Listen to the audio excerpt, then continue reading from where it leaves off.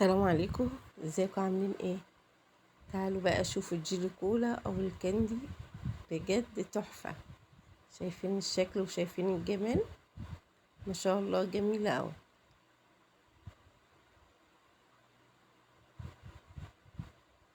حاجة كده ممكن تعمليها في الحر ده. حاجة حلوة هتفرح الولاد. بجد طعمها تحفة، وطريقتها بسيطة وسهلة، وما بتكلفكيش اي حاجة خالص. شايفين؟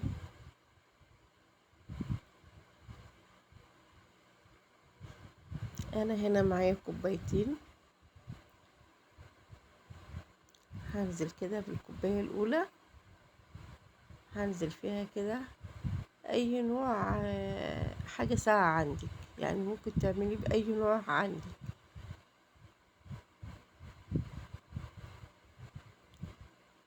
ومعايا هنا حوالي معلقتين ونص كبار جيلاتين. هنزل بيهم كده في الكوباية. طبعا انت اول ما تنزلي، انزلي بشوية بشوية عشان بتفور.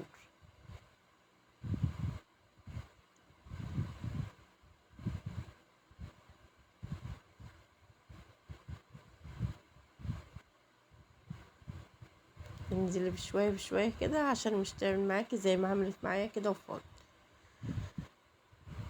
هنقلب المعلقتين كده، معلقتين ونص جيلاتين، لحد ما تتقل معايا زي ما انتوا شايفين كده. الكوباية التانية هنعاير بها كده كوباية.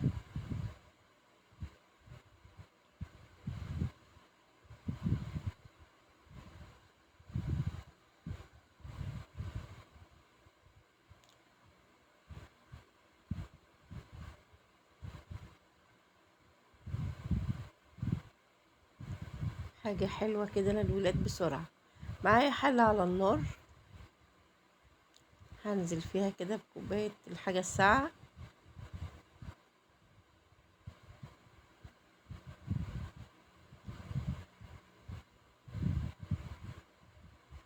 هضيف عليها هنا كده حوالي 3 معالق سكر.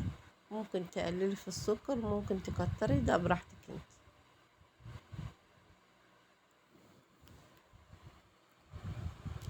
هقلبهم كده كويس قوي كده مع بعض.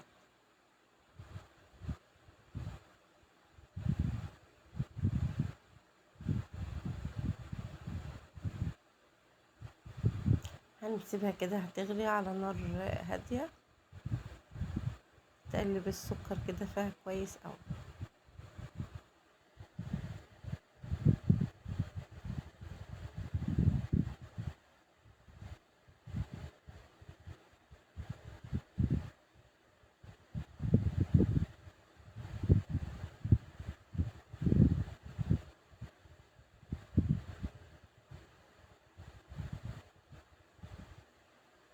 شايفين الجيلاتين مسك ازاي؟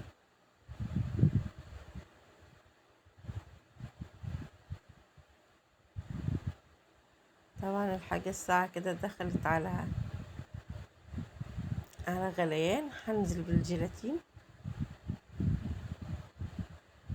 وهقلبه كده كويس قوي.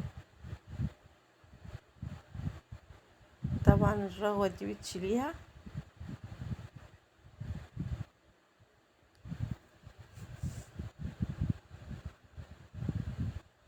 وتقلبي كويس. هو يدوب دقيقة ولا دقيقتين وتطفي عنه.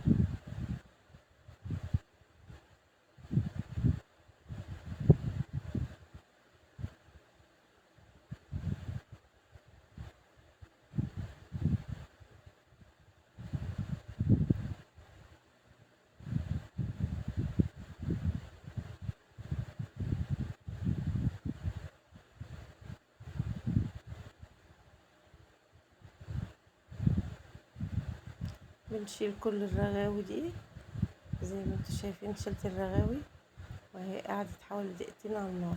انا هنا معايا علبة من التلاجة.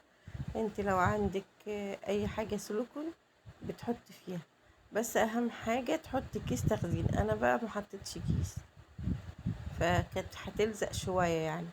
فانت الافضل تحط كيس تلاجة وتفضي عليه الحاجة الساقعة كده.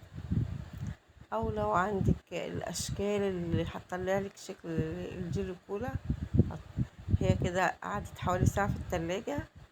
انا طلعتها بالشكل ده، بحاول اسلكها من الجناب كده زي ما انتوا شايفين، بس الافضل تحطي تحتها كيس.